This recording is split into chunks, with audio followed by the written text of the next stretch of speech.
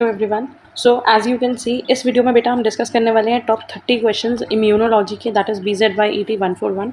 And before starting the video, इस subject के जितने भी प्रीवियस ईयर पेपर्स हैं या फिर जितने भी इंपॉर्टेंट क्वेश्चंस हैं, जो मोस्ट प्रोबेबल क्वेश्चंस हैं, जो इंपॉर्टेंट क्वेश्चंस हैं, वो ऑलरेडी चैनल पे कवर्ड है and you can get the link in the description. Okay, so start करते हैं क्वेश्चन से। सबसे पहला क्वेश्चन है बेटा वेस्टर्न ब्लॉटिंग। वेस्टर्न ब्लॉटिंग और एलाइजा, ये दो क्वेश्चन इंपॉर्टेंट है और दो में से एक आने के चांसेस होते हैं। ज़्यादातर वेस्टर्न ब्लॉटिंग आता है। वेस्टर्न ब्लॉटिंग एक वो टेक्निक होती है जिससे हम प्रोटीन्स को बेसिकली स्टडी करते हैं, ठीक है। उसमें हम इलेक्ट्रोफोरेसिस करते हैं SDS पेज के ऊपर, वहाँ पे हम प्रोटीन सैंपल लोड करके उसको इलेक्ट्रिसिटी की हेल्प से पास करते हैं और इस प्रोसेस को हम क्या बोलते हैं, वेस्टर्न ब्लॉटिंग। नेक्स्ट आ जाता है बेटा एलाइजा। एलाइजा भी एक इंपॉर्टेंट टेक्निक है। एलाइजा होता है एंजाइम, एक second, enzyme linked immuno sorbent ऐसे, मतलब कि ये वो टेक्निक होती है बेटा जिससे ना हम एंटीबॉडी या एंटीजन को डिटेक्ट करते हैं। ज़्यादातर ये एंटीबॉडी को डिटेक्ट करने के लिए यूज़ होती है। और यहाँ पे क्या होता है, एंटीबॉडी के साथ एक एंजाइम लिंक कर दिया जाता है ताकि फिर जब उसके साथ सबस्ट्रेट रिएक्ट हो, कोई कलर प्रोड्यूस हो, तो हम आइडेंटिफाई कर सकें कि अगर कलर चेंज हो रहा है तो एंटीबॉडी है, नहीं हो रहा तो नहीं है। एलाइजा एक बहुत इंपॉर्टेंट टॉपिक है, बट वो बहुत लॉन्ग टॉपिक भी है और इसके टाइप्स होते हैं, sandwich ELISA, competitive ELISA, direct ELISA, indirect ELISA. ये सारे टॉपिक्स हमने कवर करे हुए हैं एलाइजा की वीडियो में, so you can get the link in the description. ELISA और वेस्टर्न ब्लॉटिंग दोनों ही इंपॉर्टेंट टॉपिक है, बट हाँ, अगर हम प्रीवियस पेपर्स को देखें तो अभी तक जो ज़्यादा क्वेश्चन आया है वो वेस्टर्न ब्लॉटिंग पे आया, एलाइजा पे कम आया। थर्ड क्वेश्चन है बेटा हाइपर सेंसिटिविटी और उसके टाइप्स। ये इसको जेल्स एंड कूम सेंसिटिविटी भी बोलते हैं। ये हमारा आता है, I think this is from last block 4 में ही मिलेगा आपको, चैप्टर 13 या 14 में। हाइपर सेंसिटिविटी रिएक्शन जो होते हैं वो 4 टाइप के होते हैं, टाइप 1, 2, 3 एंड 4। तो ओवरऑल इनका ब्रीफ कर लेना और जो टाइप 4 है ना उसको अच्छे से कर लेना, क्योंकि काफ़ी बार सिर्फ टाइप 4 वाले पे शॉर्ट नोट आ जाता है। ओके, सो हाइपर सेंसिटिविटी रिएक्शन भी इंपॉर्टेंट है। हाइपर सेंसिटिविटी में बेसिकली हम ये देखते हैं कि कौन सी एलर्जी में बॉडी कैसे रिएक्ट करती है, कौन सी एंटीबॉडी प्रोड्यूस करती है, all these things. Next question है बेटा एंटीबॉडी और उसका स्ट्रक्चर। एंटीबॉडी और उसका स्ट्रक्चर भी एक इंपॉर्टेंट क्वेश्चन है और एक प्रॉबल क्वेश्चन है। एंटीबॉडी का जो स्ट्रक्चर होता है ना बेटा, वो इस तरीके से होता है, वाई शेप्ड आप मान सकते हो, या जिसको हम बोलते हैं फोक शेप। इसमें 2 लाइट चेन्स होती हैं और 2 हैवी चेन होती है, ठीक है। एक सेकेंड, 2 लाइट चेन्स होती हैं, 2 हैवी चेन्स होती हैं और ये आपस में लिंक्ड कैसे होते हैं, डाइसल्फाइड लिंकेज से, ठीक है। डाइसल्फाइड लिंकेज से होते हैं। ये जो आगे का पार्ट होता है इसको FAB पार्ट बोलते हैं, क्योंकि यहाँ पे एंटीबॉडी बाइंड कर सकती है।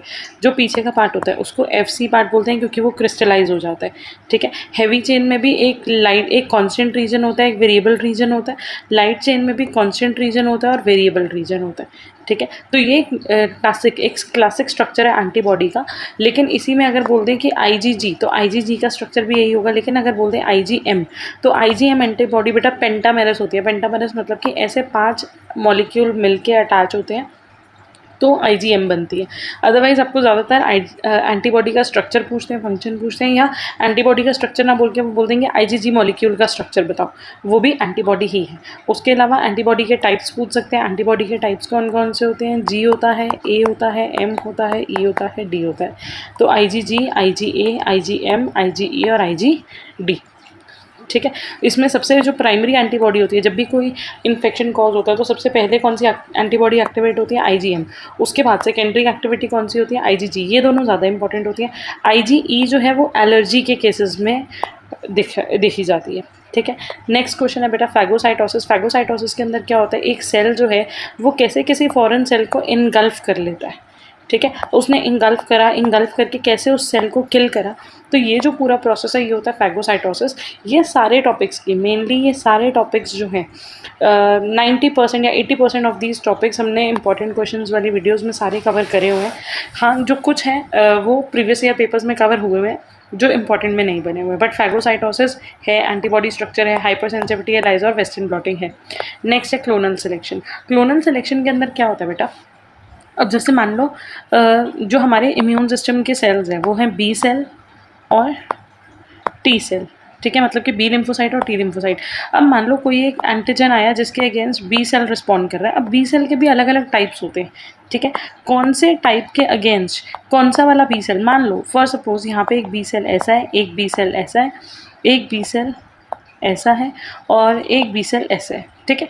अब हम शेप के बेसिस पे मैं आपको बता रही हूँ कि अगर मान लो कुछ अलग अलग शेप, क्योंकि एक्चुअली क्या होता है, जो एंटीजन होता है, एंटीबॉडी जब उससे बाइंड करती है तो आगे उसका एक एपिटोप होता है, ठीक है, जहाँ से बाइंडिंग हो रही होती है, या रिसेप्टर मान सकते हो। उसकी शेप कैसे एंटीजन के साथ बाइंड करेगी वो मैटर करता है। मान लो ये 4 टाइप के एंटीजन बी सेल है, जो एंटीबॉडी आई वो एंटीबॉडी बाइंड कर सकती है इसके साथ, ठीक है। तो ये वाले सेल ज़्यादा प्रोड्यूस होने शुरू हो जाएंगे और ये वाले सेल ज़्यादा प्रोड्यूस नहीं होंगे। बाकी के तीनों नहीं चाहिए हमें। कौन से चाहिए? हमें ये वाले चाहिए, क्योंकि हमारी एंटीजन जो है इसके साथ बाइंड हो रहा है, एंटीबॉडी एंटीजन के साथ बाइंड करके उसको डिस्ट्रॉय कर सकती है। तो उस केस में क्या होगा, सारे बी सेल्स में से सिर्फ ये वाले जो बी सेल की पॉपुलेशन है ये बढ़नी शुरू हो जाएगी, ताकि एक इफेक्टिव इम्यून रिस्पॉन्स जो है वो जनरेट हो सके। तो इस टाइप की सिलेक्शन को हम क्या बोलते हैं? B selection, clonal selection. Next है बेटा साइटोकाइंस। साइटोकाइंस क्या होता है? Cytokines are certain chemicals which are produced to enhance the immune response, ठीक है। जैसे आपने सुना हुआ होगा, एक होता है AMI, एंटीबॉडी इम्यून रिस्पॉन्स। कभी कभी क्या होता है, हमारा इम्यून सिस्टम में एंटीबॉडी बनती है, एंटीबॉडी जो है उस फॉरेन एंटीजन को, मतलब बैक्टीरिया वायरस जो भी है उसको किल करेगी। कभी कभी होता है बेटा CMI, मतलब कि cell mediated immunity, cell mediated response. उसमें क्या होता है, जो सेल होते हैं जैसे T सेल्स जो होते हैं वो जो भी फॉरेन एंटीजन है उनको किल कर देते हैं, ठीक है। तो एंटीबॉडी 2 टाइप की हो सकती है, AMI हो सकती है और CMI हो सकती है, और काफ़ी बार ऐसा होता है कि दोनों काम कर रही होती है, ठीक है। अब मान लो B सेल्स है, बी सेल बनाएंगे प्लाज्मा सेल, प्लाज्मा सेल से बनेगी एंटीबॉडी, ठीक है। एंटीबॉडीज तो बन रही है, लेकिन यहाँ पे टी सेल की भी ज़रूरत है। अब टी सेल को कौन एक्टिवेट करेगा? यहाँ से इस बी सेल से कुछ साइटोकाइंस रिलीज होंगे, वो इन टी सेल को एक्टिवेट करेंगे। अगेन बेटा टी सेल में भी टी हेल्पर होते हैं, टी हेल्पर 1, टी हेल्पर 2, फिर नेचुरल किलर सेल्स होते हैं, फिर टी साइटोटॉक्सिक सेल्स होते हैं। ये अलग अलग सेल को कौन इनिशिएट करेगा? ये भी फर्दर साइटोकाइंस प्रोड्यूस करेगा। तो बहुत सारे साइटोकाइंस होते हैं, जैसे कि TNF, tumour necrosis factor, INF, interferons होते हैं, इंटरफेरॉन अल्फ़ा, इंटरफेरॉन गामा, तो ये सारे होते हैं। तो ये साइटोकाइंस वाला क्वेश्चन जो है ये भी बहुत इंपॉर्टेंट है। नेक्स्ट है बेटा वैक्सीन्स। तो वैक्सीन्स के बारे में पूरा एक चैप्टर है, और वैक्सीन से रिलेटेड अलग अलग क्वेश्चन आ सकते हैं। कभी कभी हमारे पास क्वेश्चन आता है कि वैक्सीन्स के टाइप बताओ, कौन सी वैक्सीन लाइव होती हैं, किसमें हम किल्ड माइक्रोब डालते हैं, कौन सी वैक्सीन ऐसी होती है जो एटेनुएटेड होती हैं, ठीक है, या फिर DNA वैक्सीन्स कौन सी होती हैं। तो वैक्सीन के टाइप आ सकते हैं, वैक्सीन का मैकेनिज्म आ सकता है कि वैक्सीन कैसे काम कर रही है, वैक्सीन के एडवांटेजेस आ सकते हैं और डिसएडवांटेजेस आ सकते हैं, या फिर कभी कभी दो, मान लो लाइव और एटेनुएटेड वैक्सीन के बीच में डिफरेंस आ जाएगा कि बताओ डिफरेंस क्या है। वैक्सीन पे भी एक सेपरेट वीडियो है जिसमें हमने सारे टॉपिक्स कवर करे हुए हैं। नेक्स्ट है बेटा कॉम्प्लीमेंट सिस्टम। कॉम्प्लीमेंट सिस्टम क्या होता है? A set of proteins. हमारी बॉडी में कुछ सेट ऑफ प्रोटीन्स हैं जो एक्टिवेट होते हैं एक कैस्केड की फॉर्म में, ठीक है। और जब ये एक्टिवेट होते हैं तो ये फर्दर साइटोटॉक्सिसिटी करने में हेल्प करते हैं, मतलब कि फाइनली जो फॉरेन एंटीजन है उनके सेल को किल करने में हेल्प करते हैं, ठीक है। तो यहाँ पे हमारे पास आ जाता है कॉम्प्लीमेंट सिस्टम। कॉम्प्लीमेंट सिस्टम के बिना बेटा टाइप्स होते हैं, ठीक है। जैसे एक होता है कॉम्प्लीमेंट सिस्टम के पाथवे होता है, एक होता है क्लासिकल पाथवे, ठीक है, एक होता है ऑल्टरनेट पाथवे, उसके अलावा एक होता है लेक्टिन पाथवे। तो ये 3 पाथवेज हैं जो इंपॉर्टेंट है, जिसमें से लेक्टिन और क्लासिकल पे क्वेश्चन आया भी हुआ है। तो जब आप कॉम्प्लीमेंट सिस्टम करो तो एक जनरलाइज उसका कि कॉम्प्लीमेंट सिस्टम क्या होता है, कैसे काम करता है, प्लस उसके जो टाइप्स हैं वो भी अच्छे से करने की ज़रूरत है, ठीक है। अभी तक ये जो हमने 9 क्वेश्चंस डिस्कस करे हैं ना बेटा, ये 9 questions are very very very important. तो ये 9 क्वेश्चंस जो है वो बहुत इंपॉर्टेंट है। उसके बाद आ जाता है बच्चे auto immunity. Auto immunity as the name suggest, auto मतलब कि ऑटो मीन्स सेल्फ, और इम्यूनिटी मतलब कि इम्यून रिस्पॉन्स। मतलब कि नॉर्मली बेटा क्या होता है, नॉर्मली हमारी बॉडी हमारे अपने सेल्स को हार्म नहीं करती, किल नहीं करती, हमारे अपने सेल्स के बीच में के अगेंस्ट वो एक इम्यून रिस्पॉन्स या एंटीबॉडीज़ प्रोड्यूस नहीं करती, ठीक है। लेकिन फिर भी कुछ कंडीशंस के अंदर, कुछ डिजीज़ के अंदर ऐसा देखा गया कि बॉडी ने सेल्फ अपने ही सेल्स के अगेंस्ट इम्यून रिस्पॉन्स जो है वो जनरेट करना शुरू कर दिया। तो इस टाइप की कंडीशन को हम क्या बोलते हैं? Auto immunity. तो नॉर्मल हमारे इम्यून सिस्टम की एक बहुत इंपॉर्टेंट प्रॉपर्टी होती है कि वो सेल्फ और नॉन सेल्फ में डिफ्रेंशिएट कर सकता है।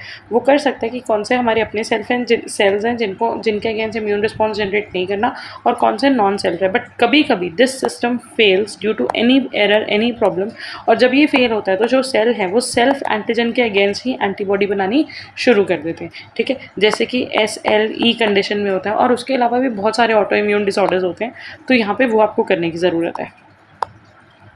तो ये जो 10 क्वेश्चन है ये प्राइमरली ये 10 मतलब फर्स्ट 10 मतलब फर्स्ट 10 इंपॉर्टेंट क्वेश्चन है। नेक्स्ट अगर हम आ जाते हैं क्वेश्चन नंबर 11 पे, क्वेश्चन नंबर 11 है बेटा एडजुवेंट्स। एडजुवेंट्स भी पहले के पेपर में आया हुआ है। एडजुवेंट्स के अंदर क्या होता है, एडजुवेंट ना सब मॉलिक्यूल्स होते हैं जो बेसिकली ज़्यादातर वैक्सीन्स में या कई मेडिसिन में ऐड करे जाते हैं ताकि उनका जो इफ़ेक्ट है, ठीक है, उनकी जो एंटीजेनिसिटी है या उनकी जो काम करने की प्रॉपर्टी है उसको इन्हांस कर सके, ठीक है। तो एडजुवेंट्स वो मॉलिक्यूल्स होते हैं जो वैक्सीन में या कई मॉलिक्यूल्स में ऐड, कई मेडिसिन में ऐड करे जा सकते हैं ताकि उनका जो इफेक्ट है वो और अच्छे वे में हो सके और उनकी एफिशिएंसी इंक्रीज हो सके। नेक्स्ट है बेटा active and passive immunity. Active passive immunity वो होती है, आप ऐसे याद कर सकते हो, एक्टिव प्रोसेस जिसके लिए हमें एनर्जी खर्चनी पड़ती है और पैसिव में एनर्जी नहीं खर्चनी पड़ती। तो पैसिव प्रोसेस वो होता है जो इम्यूनिटी हमारे पास बाय बर्थ है, ठीक है।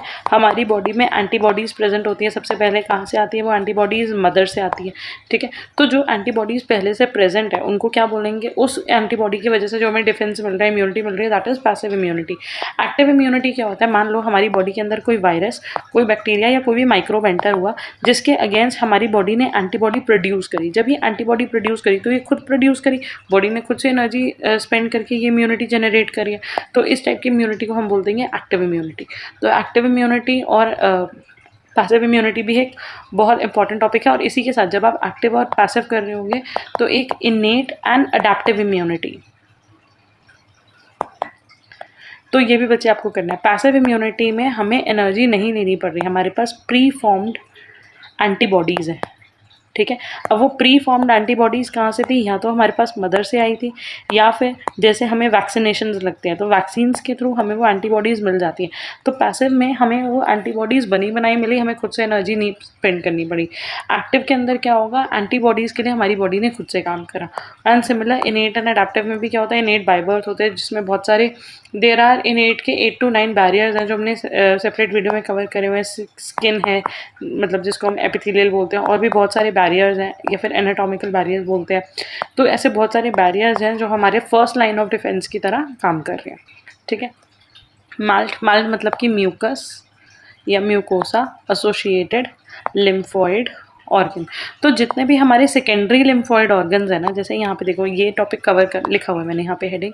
तो जो सेकेंडरी लिम्फोइड ऑर्गन है, सेकेंडरी लिम्फोइड ऑर्गन होते हैं मतलब कि जब जहाँ पे एंटीजन आ जाता है, एंटीबॉडी एंटीजन रिएक्शन होना शुरू होता है जिसकी वजह से वो एक्टिवेट होगा, ऐसे ऑर्गन्स को हम बोलते हैं सेकेंडरी लिम्फोइड ऑर्गन। जैसे इसके अंदर आ गया लिम्फ, स्प्लीन, माल्ट और गैल्ट भी होता है ऐसे, तो गट एसोसिएटेड लिम्फोइड टिश्यू, बट इसमें ये 3 जो है वो ज़्यादा इंपॉर्टेंट है। और जब आप लिम्फोइड ऑर्गन्स कर रहे होगे तो साथ में बोन मैरो भी कर लेना, क्योंकि बोन मैरो में भी ये सारे सेल सिंथेसाइज होते हैं, ठीक है। उसके बाद आ जाता है B cell epitope. B cell epitope मतलब सेल, बी सेल मतलब बी लिम्फोसाइट। बी लिम्फोसाइट का वो पार्ट जो एंटीजन के साथ बाइंड करने वाला है या एंटीबॉडी के एंटीजन के साथ बाइंड करने वाला है, ठीक है। So basically B cell epitope मतलब बी सेल के ऊपर जो एपिटोप है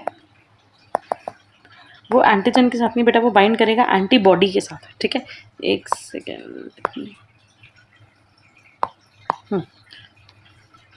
अगर हम यहाँ पे देखें ये सेल है, ठीक है। सेल के ऊपर एक पार्ट है जो एंटीबॉडी के साथ बाइंड करने वाला है, तो जो एंटीबॉडी का पार्ट है उसको बोलते हैं पैराटोप, और जो एंटीजन के ऊपर पार्ट है जो एंटीबॉडी के साथ बाइंड करेगा उसको बोलते हैं एपिटोप। तो हमें बी सेल के एपिटोप की प्रॉपर्टीज़ करनी है, बी सेल कैसे मैच्योर होता है, और अगर आप बी सेल एपिटोप कर रहे हो तो उसी टाइम पे टी सेल एपिटोप भी करोगे। Next HLA typing is again important topic, क्योंकि जब आप HLA टाइपिंग करोगे तो HLA के साथ साथ ही आपको MHC क्लास मॉलिक्यूल्स भी करने हैं, ठीक है। तो HLA typing, HLA refers to human leukocyte antigen, मतलब कि हमारी बॉडी में कुछ कुछ ऐसे एंटीजन होते हैं। एक तो हो गया ना बेटा ब्लड के एंटीजन है, ह्यूमन ल्यूकोसाइट एंटीजन, ठीक है। MHC मॉलिक्यूल्स को ही ह्यूमन में नाम HLA दिया हुआ होता है। इसका रीज़न क्या है, क्योंकि फर्स्ट टाइम ह्यूमंस में WBCs के ऊपर, ल्यूकोसाइट के ऊपर डिस्कवर हुए थे। तो ये वो एंटीजन्स हैं जो एंटीबॉडी के साथ बाइंड करते हैं या फॉरेन एंटीजन के साथ बाइंड करते हैं, और ये बेसिकली हमारी बॉडी में सेल्फ नॉन सेल्फ को डिफ्रेंशिएट करने में हेल्प करते हैं। उसके अलावा इनका मेन रोल तब होता है अगर किसी भी एक सिक पर्सन के अंदर कोई ऑर्गन ट्रांसप्लांट किया जाए, ठीक है। किसी हेल्दी पर्सन से सिक पर्सन में जब भी कोई ट्रांसप्लांटेशन करी जाती है तो उनके HLA एंटीजन्स को मैच करा जाता है, ठीक है। नेक्स्ट है बेटा हेमाटोपोइसिस। हेमाटोपोइसिस का मतलब होता है ब्लड की फॉर्मेशन। तो ब्लड की फॉर्मेशन कहाँ पे हो रही है? बोन मैरो में हो रही है। बोन मैरो में सारे टाइप ऑफ ब्लड बन रहे हैं, आरबीसी, डब्ल्यूबीसी के जो भी 5 टाइप्स हैं, उसके अलावा प्लेटलेट्स। तो आपको ये पढ़ना है कि ये होते कैसे हैं और इनमें कौन कौन से फैक्टर्स जो है वो रिस्पॉन्सिबल होते हैं या हेल्प करते हैं। नेक्स्ट क्वेश्चन है बेटा, लास्ट 10 क्वेश्चन जो है वो है डिफरेंस बिटवीन के। ठीक है, डिफरेंस बिटवीन अगेन बहुत इंपॉर्टेंट है। अगर आप ये पूरे 30 ना कर सको ना, वैसे तो आई थिंक हो जाएंगे, लेकिन अगर आपको लगता है आप ये 30 क्वेश्चन भी नहीं कर सकते तो फर्स्ट 10 और ये डिफरेंस बिटवीन के 10 ये ज़रूर करना। इनेट और अडेप्टिव इम्यूनिटी ऊपर वाली लिस्ट में भी था। सेल्फ और नॉन सेल्फ सेल्स क्या होते हैं, एमएचसी क्लास 1, एमएचसी क्लास 2। जब हमने एंटीजन प्रेजेंटेशन डिस्कस करा तो हमने बहुत बार एमएचसी क्लास 1 और क्लास 2 को डिस्कस करा। प्राइमरी और सेकेंडरी रिस्पॉन्स, बॉडी का प्राइमरी रिस्पॉन्स क्या होता है किसी भी इन्फेक्शन के अगेंस्ट, और सेकेंडरी रिस्पॉन्स क्या होता है। उसके अलावा एंडोजिनस एंटीजेंस, और यहाँ पे होगा बेटा this is not endogenous, this is exogenous antigens. ठीक है, एंडोजिनस एंटीजेंस वो होते हैं जो सेल के अंदर जाते हैं, सेल के अंदर वो ब्रेक होते हैं और फिर उनके एंटीजन को प्रेजेंट करा जाता है सेल की सरफेस पे। लेकिन एक्सोजिनस एंटीजेंस वो होते हैं, एक्सो मतलब बाहर, जो सेल की सरफेस पे ही रिसेप्टर से बाइंड करते थे।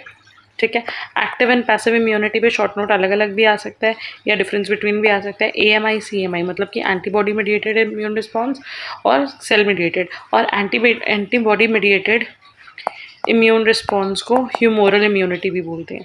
मतलब वो इम्यूनिटी जिसमें एंटीबॉडीज़ प्रोड्यूस होती है। कैसे प्रोड्यूस होती हैं? बी सेल से। जो बी लिम्फोसाइट होते हैं वो बनाते हैं प्लाज्मा सेल, और प्लाज्मा सेल से बनते हैं एंटीबॉडीज़। उसके बाद बी लिम्फोसाइट और टी लिम्फोसाइट में डिफ्रेंशिएट करना है, दोनों ही लिम्फोसाइट है, लेकिन बी लिम्फोसाइट का बी सेल नाम इसलिए बना क्योंकि उसकी मैच्योरेशन और डेवलपमेंट कहाँ पे हुई है? बोन मैरो में। वेयरएज टी लिम्फोसाइट वो सेल्स होते हैं जो बोन मैरो में पूरे तरीके से बनते नहीं है, वो थाइमस में माइग्रेट हो जाते हैं और थाइमस में जाके मैच्योर होते हैं, इसीलिए उनको बोला जाता है टी लिम्फोसाइट या T cells. B cells mainly involve होते हैं एंटीबॉडी मीडिएटेड रिस्पॉन्स के लिए, और टी सेल्स रिस्पॉन्सिबल होते हैं CMI के लिए।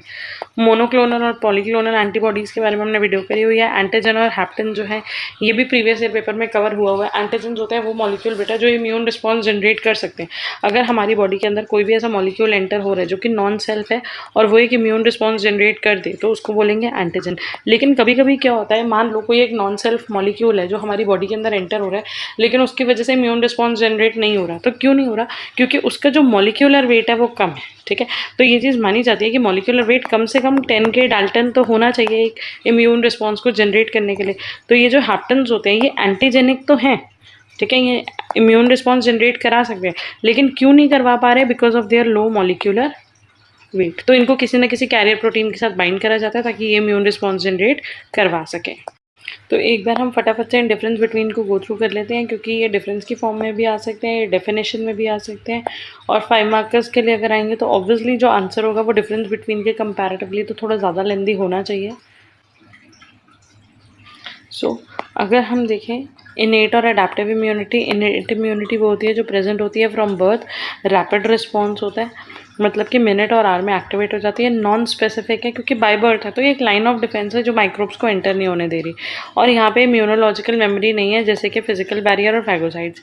अडेप्टिव इम्यूनिटी वो आफ्टर एक्सपोजर डेवलप होती है। हमारी बॉडी के अंदर कोई फॉरेन एंटीजन एंटर हुआ, उसके अगेंस्ट बॉडी ने रिस्पॉन्स जनरेट करा, तो वो थोड़ा सा स्लो है इनेट इम्यूनिटी के कंपैरेटिवली, बट वो लॉन्ग लास्टिंग है, मेमोरी है और हाईली स्पेसिफिक है।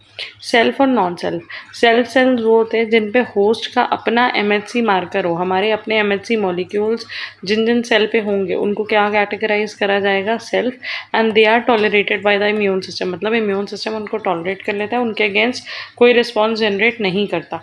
नॉन सेल्फ सेल्स पे हमारा MHC मार्कर नहीं होगा, फॉरेन एंटीजन कोई और मॉलिक्यूल्स होंगे और वो इम्यून अटैक को या इम्यून रिस्पॉन्स को जनरेट करेंगे। ठीक है, MHC class 1, MHC class 2। MHC की फुल फॉर्म होती है मेजर हिस्टोकम्पैटिबिलिटी कॉम्प्लेक्स। ठीक है, तो MHC क्लास 1 जो होते हैं वो जनरली कहाँ प्रेजेंट होते हैं? सारे न्यूक्लिएटेड सेल्स पे प्रेजेंट होते हैं। ये एंडोजीनस मतलब कि इंट्रासेल्युलर एंटीजन है। इसका मतलब क्या होगा बेटा कि सेल के अंदर ये प्रेजेंट है, तो कोई भी बैक्टीरिया वायरस वगैरह अंदर जाएगा तो MHC मॉलिक्यूल उसके साथ बाइंड कर सकते हैं, उसको ब्रेक करके इंटरेक्ट कर सकते हैं उसके साथ।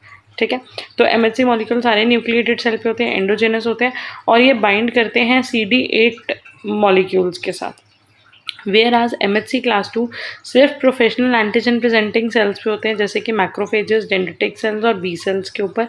एक्सोजिनस है, मतलब ये सरफेस एंटीजन के साथ ही बाइंड कर जाते हैं, और ये CD4 हेल्पर सेल्स के साथ बाइंड करते हैं। मतलब कि ये MHC क्लास 2 जो है वो एंटीजन किसको प्रेजेंट करेंगे, CD4 वाले टी सेल्स को। MHC क्लास 1 एंटीजन किसको प्रेजेंट करेंगे, CD8 वाले मॉलिक्यूल्स को। नेक्स्ट है बेटा primary and secondary response. Primary response जो फर्स्ट रिस्पॉन्स होता है एंटीजन के आने पे, ये स्लोअर और लैग फेस होता है, एकदम से रिस्पॉन्स जनरेट नहीं होता, धीरे धीरे होता है। ठीक है, इस टाइम पे बॉडी में एंटीबॉडीज़ कम होती है, और जो प्राइमरी एंटीबॉडी है वो कौन सी है, IgM। अभी मैंने बताया था जब भी इम्यून रिस्पॉन्स जनरेट होगा तो सबसे पहले कौन सी एंटीबॉडी काम करना शुरू करेगी, IgM। ठीक है, सेकेंडरी रिस्पॉन्स कब होगा, अब मान लो हमें कोई इन्फेक्शन हुआ था, कोई बैक्टीरियल या वायरल इन्फेक्शन हुआ, और थोड़े टाइम बाद वही सेम बैक्टीरिया वायरस हमारी बॉडी में एंटर हो रहा है, तो वो जो सब्सिक्वेंट एक्सपोजर है ना उसको बोलेंगे सेकेंडरी रिस्पॉन्स। ये रिस्पॉन्स रैपिड होता है क्योंकि अब हमारी बॉडी इस माइक्रोब को एक बार आइडेंटिफाई करके किल कर चुकी है। इस टाइम एंटीबॉडीज़ ज़्यादा बनेंगी, जल्दी बनेंगी, और सेकेंडरी रिस्पॉन्स में एंटीबॉडी बनती है IgG। ठीक है, नेक्स्ट है बेटा एंडोजेनस एंटीजन और एक्सोजेनस एंटीजन। एंडोजेनस एंटीजन जो होते हैं वो generated within the host cell होते हैं, सेल के अंदर होते हैं, और साइटोप्लाज्म के अंदर या साइटोसोलिक पाथवे MHC1 मॉलिक्यूल्स के थ्रू ये ब्रेक डाउन करे जाते हैं, प्रोसेस करे जाते हैं। ठीक है, लेकिन यही अगर हम बात करें एक्सोजीनस की, एक्सोजीनस मतलब बाहर, वो antigen that are taken up from outside the cell via phagocytosis. ठीक है, वो एंटीजन जिनको सेल के बाहर से ही, वो सेल के अंदर नहीं एंटर हुए लेकिन सेल के बाहर से ही उनको किल करा या उनका एंटीजन प्रेजेंट कर दिया बाय फैगोसाइटोसिस। एक्टिव या पैसिव इम्यूनिटी। एक्टिव इम्यूनिटी वो जो होस्ट की अपनी इम्यूनिटी होती है, प्रोड्यूसेस एंटीबॉडीज़ या T cell in response to infection या वैक्सीनेशन। एक्टिव में हमें एनर्जी खुद से स्पेंड करनी पड़ रही है। ठीक है, तो यहाँ पे हमारी बॉडी खुद से एंटीबॉडीज़ प्रोड्यूस करेगी। अब वो एंटीबॉडीज़ क्यों प्रोड्यूस हुई, या तो एक्सपोजर हुआ इन्फेक्शन से या फिर हमने वैक्सीनेशन ली। ठीक है, पैसिव में क्या होगा बेटा, पैसिव के अंदर हमारी बॉडी के अंदर प्री फॉर्म्ड एंटीबॉडीज़ है, पहले से बनी हुई एंटीबॉडीज़ पड़ी हुई हैं। अब वो एंटीबॉडीज़ कहाँ से आई, या तो वो मैटरनल एंटीबॉडी थी, मदर से आई थी प्लेसेंटा के थ्रू, या फिर वो एंटीबॉडी टेम्परेरी थी जो हमें एंटीबॉडीज़, कभी कभी क्या होता है किसी कंडीशन में एंटीबॉडीज़ जैसे सिरम या प्लाज्मा चढ़ाया जाता है ड्रिप के थ्रू, या प्लाज्मा थेरेपी जब करी जाती है तो उसमें एंटीबॉडीज़ प्रोवाइड होती है। ठीक है, नेक्स्ट है AMI और CMI। AMI होता है बेटा antibody mediated, CMI cell mediated. Antibody mediated के अंदर बी सेल्स जो है वो एंटीबॉडी बनाएंगे और डिफेंड करेंगे एक्स्ट्रा सेल्यूलर पैथोजन को, उस पैथोजन को जो सेल के बाहर होगा। CMI टी सेल्स के थ्रू होता है, ये डिफेंड करते हैं इंट्रा सेल्यूलर पैथोजन से, वो पैथोजन से जो हमारे सेल के अंदर घुस के अटैक कर सकते हैं। ठीक है, इसमें क्या होता है बाद में मैक्रोफेजेस एक्टिवेट हो जाता है, और मैक्रोफेज का मेन काम क्या होता है, फैगोसाइटोसिस करना। नेक्स्ट है बेटा बी सेल और T cell. As I told, B cell mature होता है बोन मैरो में, टी सेल मैच्योर होता है थाइमस में। बी सेल के पास होते हैं मेम्ब्रेन बाउंड इम्यूनोग्लोबुलिन रिसेप्टर्स, वो डिफरेंशिएट करता है प्लाज्मा सेल में, मतलब बी सेल बनाता है प्लाज्मा सेल और फाइनली बनाता है एंटीबॉडीज़। टी सेल जो होता है उसके पास होते हैं टी सेल रिसेप्टर्स, वो किल करता है इन्फेक्टेड सेल्स को या फिर इम्यून सिस्टम में हेल्पर सेल्स रिलीज करके इम्यून रिस्पॉन्स को थोड़ा सा और विग्रस बनाता है। मोनोक्लोनल और पॉलीक्लोनल एंटीबॉडी। मोनोक्लोनल एंटीबॉडी होती है which are produce from a single clone of B cell. अगर एक ही टाइप के बी सेल से जितनी एंटीबॉडी बन रही है वो एक स्पेसिफिक एंटीबॉडी है, वो एक स्पेसिफिक एंटीजन के साथ ही बाइंड करेंगी। ठीक है, तो उसको बोलेंगे हम मोनोक्लोनल। मोनो मतलब एक ही टाइप के क्लोन्स बन रहे हैं। ओके, पॉलीक्लोनल मतलब कि जो अलग अलग बी सेल से बन रही है, मिक्सचर ऑफ एंटीबॉडीज़ है और वो different type mixture of antigens के साथ बाइंड करके उनको किल कर सकती हैं, तो वो हो जाएंगी पॉलीक्लोनल एंटीबॉडीज़। ज़्यादातर जो हम डायग्नोस्टिक पर्पस के लिए यूज़ करते हैं, तो डायग्नोस्टिक पर्पस में जो एंटीबॉडीज़ यूज़ होती हैं वो यूज़ होती हैं मोनोक्लोनल एंटीबॉडीज़। तो हमारे लिए अगर हम पूछें कि कौन सी इंपॉर्टेंट है ज़्यादा, तो हमारे लिए ज़्यादा मोनोक्लोनल एंटीबॉडीज़ इंपॉर्टेंट होती हैं। लास्ट डिफरेंस बिटवीन था बेटा एंटीजन और हैप्टन। एंटीजन होते हैं जो केपेबल होते हैं इम्यून रिस्पॉन्स जनरेट करने के लिए, इंड्यूसिंग एन इम्यून रिस्पॉन्स, मतलब कि इम्यूनोजेनिक है। हैप्टन्स क्या है, स्मॉल है, इनकम्प्लीट मॉलिक्यूल हैं जो एंटीबॉडी के साथ बाइंड तो कर सकते हैं लेकिन they can not induce N immune response. लेकिन ये इम्यून रिस्पॉन्स जनरेट नहीं कर सकते क्योंकि ये इनकम्प्लीट है, इनका लो मॉलिक्यूलर वेट है और इनको इम्यून रिस्पॉन्स जनरेट कराने के लिए अटैच कराया जाता है किसी लार्जर कैरियर प्रोटीन के साथ। तो डिफरेंस बिटवीन बेटा आपने एक बार यहाँ पे डिस्कस कर लिया इन दिस वीडियो, लेकिन उससे पहले के जितने भी नोट्स हैं या लॉन्ग क्वेश्चंस हैं उनके लिंक आपको डिस्क्रिप्शन में मिल जाएंगे। Thank you so much and all the best.